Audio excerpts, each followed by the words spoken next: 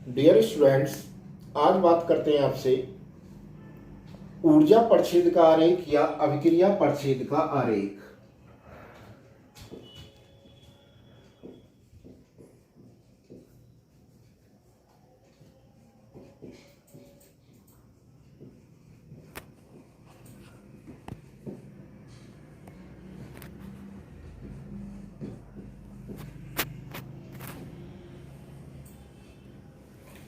इन्हें इंग्लिश में हम एनर्जी प्रोफाइल डायग्राम या रिएक्शन प्रोफाइल डायग्राम भी कह सकते हैं।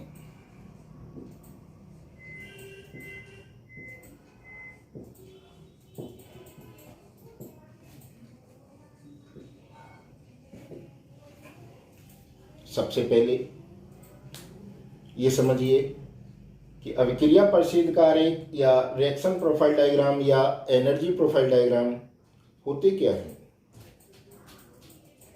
वे आरेख जिनमें किसी भी रासायनिक अभिक्रिया की प्रगति के दौरान होने वाले ऊर्जा परिवर्तनों को प्रदर्शित किया जाता है, ऊर्जा प्रच्छेद का आरेख या एनर्जी प्रोफाइल डायग्राम कहलाते हैं। इन आरेखों में एक एक्सिस पर या एक्स एक्सिस पर अभिक्रिया की प्रगति और वाई एक्सिस पर अभिक्रिया के दौरान होने वाले ऊर्जा परिवर्तनों को प्रदर्शित किया जाता है। जैसे किसी अभिक्रिया के दौरान यदि ऊर्जा बाहर निकल रही हो ऊष्मा के रूप में, तो ऐसी रासायनिक अभिक्रियाओं को हम ऊष्माक्षेपी रासायनिक अभिक्रिया कह देते हैं। और ऊष्माक्षेपी रासायनिक अभिक्रिया के अभिक्रिया प्रच्छेद का आरेख या एनर्जी प्रोफाइल डायग्राम को निम्न प्रकार से प्रदर्शित कर सकते हैं।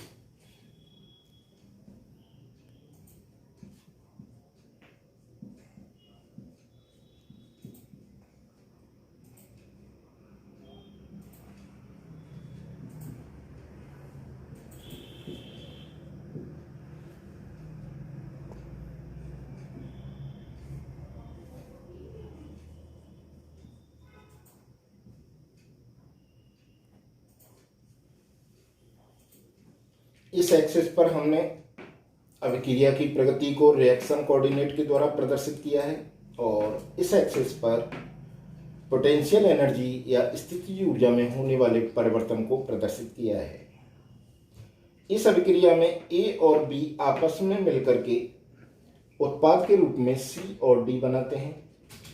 अभिकारकों की ऊर्जा ज़्यादा है और उत्पादों की ऊर्जा कम है, तो ऐसी स्थिति में अभिकारक उत्पाद में तभी परिवर्तित होंगे जब इन दोनों के मध्य ऊर्जा अंतर के बराबर ऊर्जा ऊष्मा के रूप में बाहर निकल जाती है। यहाँ पर डेल्टा एच को नेगेटिव के द्वारा प्रदर्शित करते हैं, जो हमें ये बताता है कि इस अभिक्रिया के दौरान ऊर्जा ऊष्मा के रूप में बाहर निकलती है। इसी प्रकार यदि हमें किसी ऊष्मा शोषी अभिक्रिया अर्थात ऐसी अभिक्रिया की एनर्जी प्रोफाइल डायग्राम को बनाना हो जिसके दौरान ऊर्जा ऊष्मा के रूप में अवशोषित होती हो, तो उसे हम निम्न प्रकार से प्रदर्शित कर सकते हैं।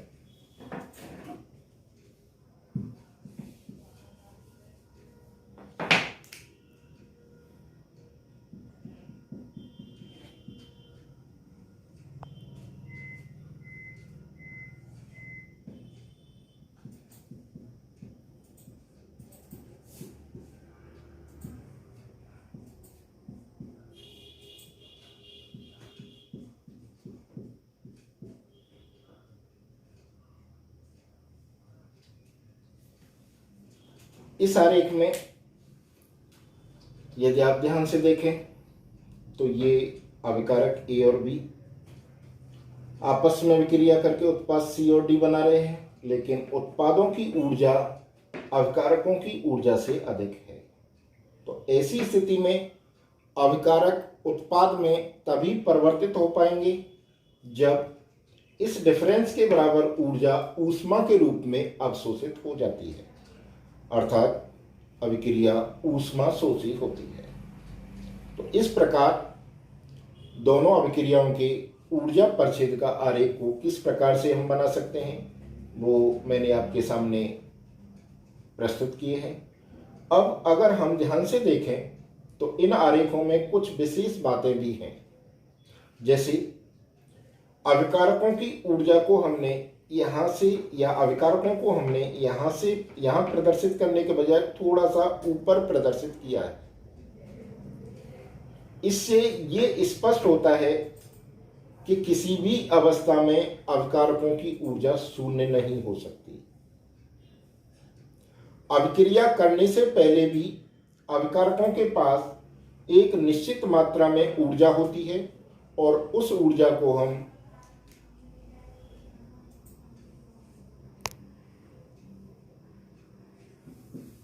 औसत ऊर्जा या एवरेज एनर्जी कहते हैं, जिसे EAV के द्वारा प्रदर्शित कर सकते हैं।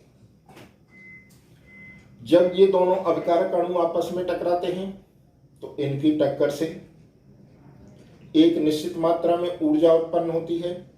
उस ऊर्जा को हम सक्रियण ऊर्जा कहते हैं और EA के द्वारा व्यक्त करते हैं।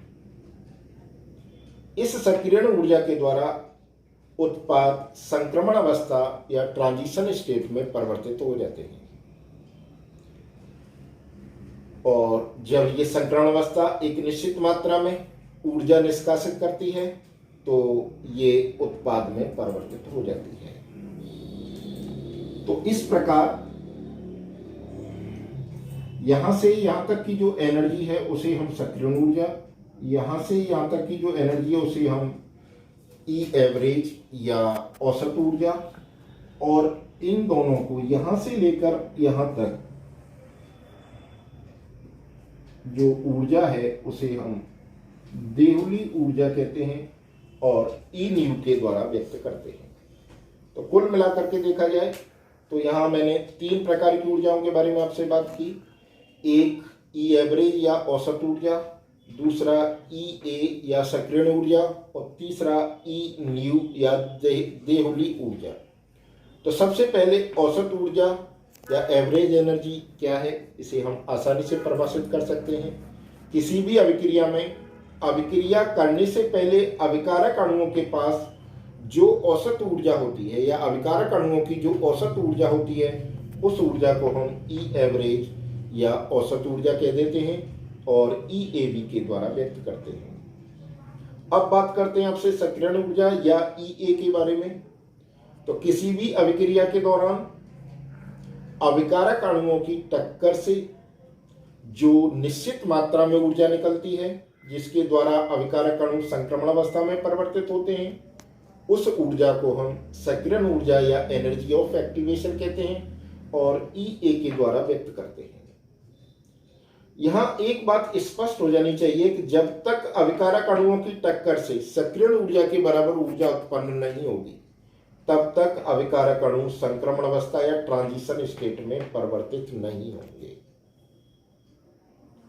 और तीसरे प्रकार की ऊर्जा देहुली ऊर्जा या ई न्यू को हम आसानी से समझ सकते हैं कि अभिकारक अणुओं से संक्रमण अवस्था बनते समय जो कम से कम एनर्जी होती है उस एनर्जी को हम देहुली ऊर्जा या ई न्यू कहते हैं। अगर हम ध्यान से देखें तो ये ई न्यू ई एवरेज और EA के योग के बराबर होती है, अर्थात